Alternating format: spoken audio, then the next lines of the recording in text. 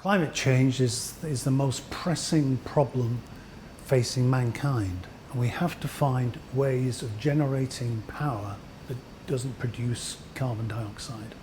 And solar has to be one of those ways. And the more and more solar we can utilize, the less carbon dioxide we're going to generate. So it's an important part of the mix of new electricity generation, very important part of the equation. So in the Middle East, power is being sold from solar utilities at 1 cent per kilowatt hour.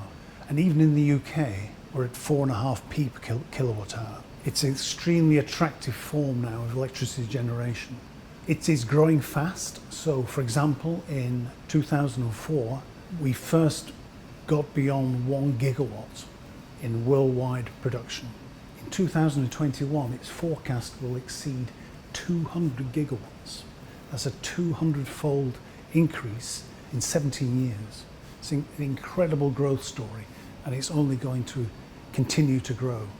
So I think what Loughborough and CREST have achieved is we have educated a cohort, a massive cohort now, of people who have the skills in renewable energy and in solar in particular. These are working around the world in solar companies or in R&D.